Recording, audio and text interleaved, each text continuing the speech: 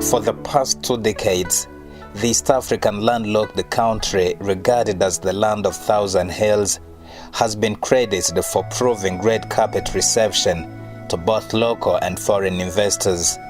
As a result, the country has significantly boosted its economy with an average growth rate of 80%.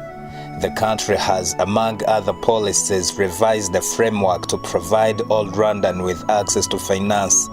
According to available data, Rwanda's financial inclusion is currently at 89% of adult population accessing financial services. It is closer to 90% of government's target under its Vision 2020. To reach a financial inclusion margin, Rwanda revolutionized the establishment of microfinance institutions, which are found in every corner of the country.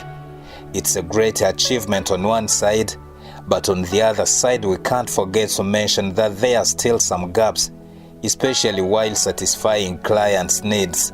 It's in this line that Rwanda hosted the International Conference on Responsible and Inclusive Finance from 21st to 22nd of March 2018.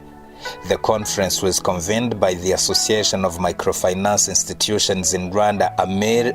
One of the most important objectives was to further the implementation of the International Responsible Inclusive Finance Agenda by providing learning opportunities for a range of actors about experiences within and outside of Rwanda. As the Association of Microfinance Institutions, AMIR, we tried to bring this conference in Rwanda, in Kigali, of course, for different reasons. One is that we wanted, of course, the financial service providers in Rwanda to be the first to be aware of responsible finance.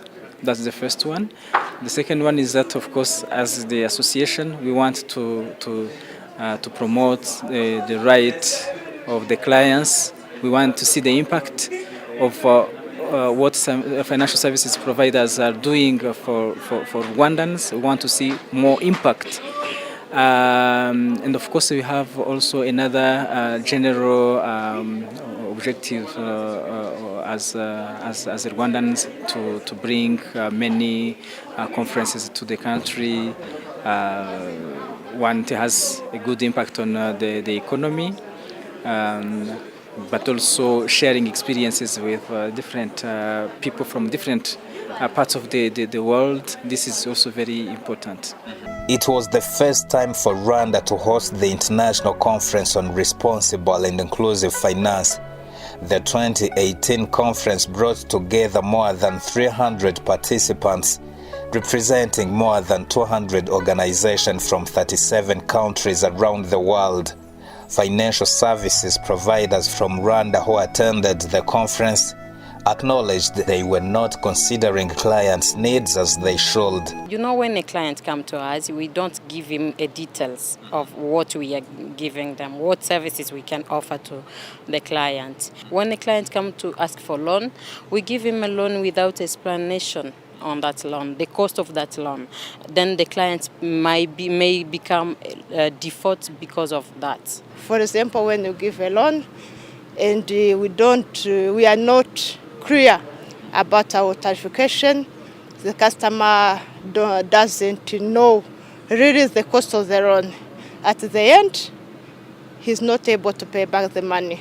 That is one example. The customer is very happy to receive the amount of loan, but he doesn't know after investing the amount, really he will get the income which will allow him to pay back the money and get the minimum income to develop his business. In that case, he's not getting the income and is not able to pay back, and at the end, we are selling his collateral, for example. Participants at the conference were mainly players in the sector of microfinance from around the world. They discussed the issues affecting access to finance and, most importantly, responsible and inclusive finance. In Rwanda, the focus has been put on more inclusion of people, making sure that each and every adult Rwandan get access to financial services.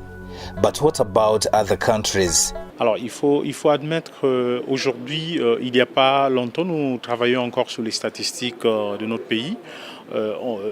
We've been working on statistics in our country, but they are still too low as far as financial inclusion is concerned. Only few people having access to finance. This means that few people can get financial support to implement projects in agriculture and other sectors. We still have a long journey in order to engage people in access to finance policies, especially those in agricultural sector and other activities. Les personnes qui sont dans l'agriculture, dans les petits métiers, afin de les orienter, de les bancariser en quelque sorte, pour qu'eux aussi puissent avoir accès aux services financiers. Of the 7 billion plus population globally, 50%, approximately 4 billion people, are not financially included. The African continent, with 55 countries, member states, is a great example where 80% of its 1.2 billion people are not financially included. Terminus East African Limited, which is a market leader in banking and financial software solutions, suggests that much should be done to get all of those people financially included. So the opportunities is huge. How we can actually operate as a leading fintech organizations, along with regulators, along with the other organizations who are also part of the whole ecosystem, to grow the to grow the reach, to provide the financial access to those people who are in need of financial access, and get them included into the financial system. So Temenos is one of the players in the world, who is working on many projects, whether it's a commercial bank or a central bank or a microfinance or a small loans and savings, to provide a platform which enable them to provide financial accessibility. On one side, financial service providers from outside Rwanda suggest that Rwanda is in advance in terms of financial inclusion compared to other countries. However, it was reported that some clients have started losing trust in microfinance institutions as some managers and staff allegedly embezzle clients' money. Amir suggests that measures has been taken to deal with this problem. It happened in the past. We've had some staff of microfinance institutions or some staff of circles who involved in embezzlement of the funds they were supposed to look after. Sorry, but measures have been taken by different players. Firstly, the responsibility lies on the board of directors of those concerned institutions. We've been trying to engage even other institutions which did not experience such a problem, but also in this finance system we have a regulator, BNR as a regulator. They also put in tight measures to make sure that people do not attempt to steal the money they are supposed to manage. Yeah, so I would say that I wouldn't here mention any single measure that was taken, but different several measures, several systems have been put into place to try to avoid that kind of behavior. But to tell you that it won't happen again, it's human nature. What we do is to try to put into place mechanisms that prevent that reduce that, but you cannot control human nature and human behavior.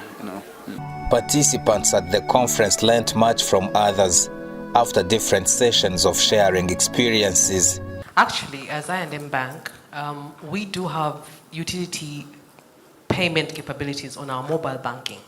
Over 50% of our customer base is registered for mobile banking, which means that any of our customers can log on or USSD right now, USSD based, can be able to pay for water or electricity, and a failure can happen. So we might not have an agent situation, but we do from time to time and frequently, like Arthur is saying, where you have failures in the third parties, we do have those breakdowns. So what happens? I'll walk you through payment. So I am a customer and I dial my short code and pay.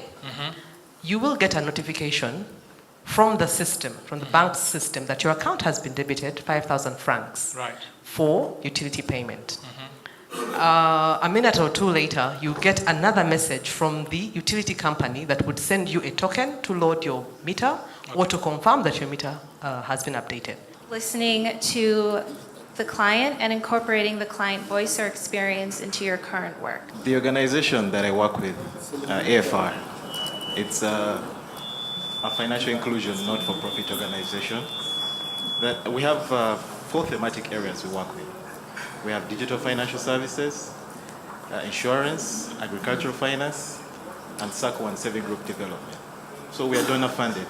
So most of the principles that you're talking about, we already actually implement them in terms of how we design our products, how we design our projects to meet the low-income population. So if you look at the 7 principles, should I start giving examples of the projects in depth, or that'll be for a later time?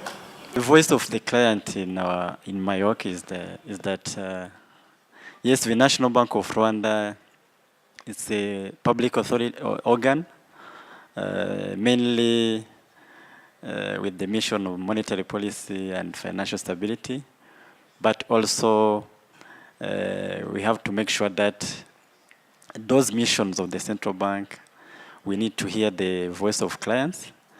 Again, we are starting now to make sure that we are part of this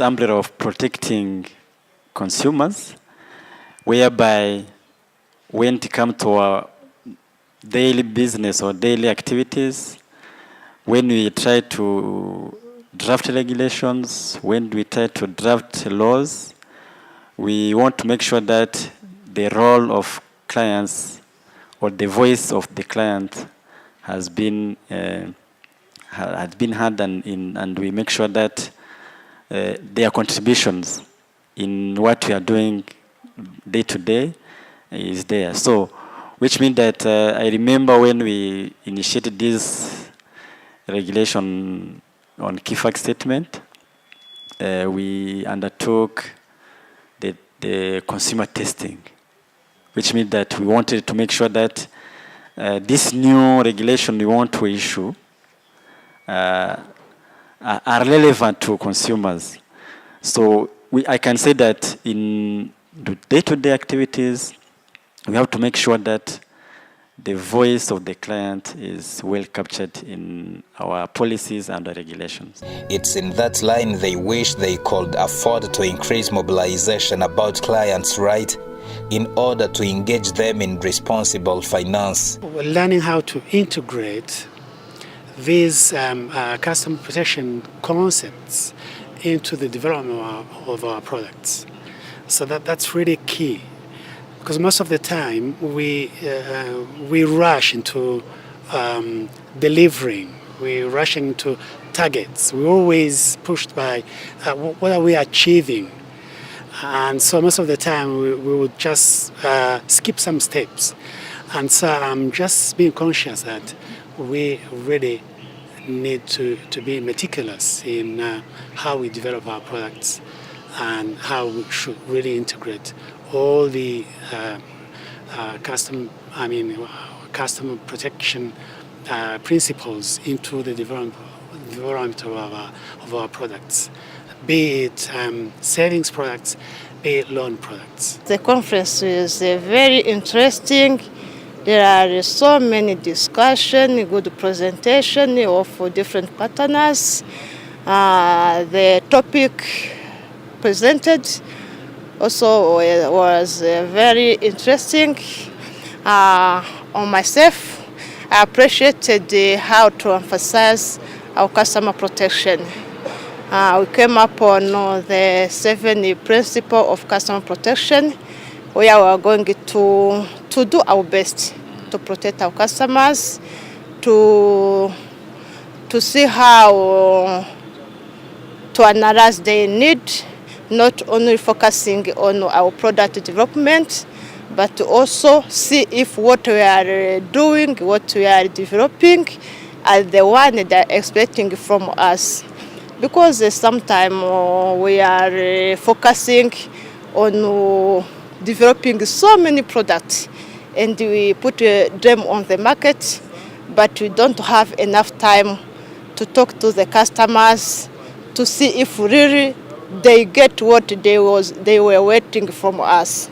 Service providers who attended the conference are now convinced that clients are their number one priority.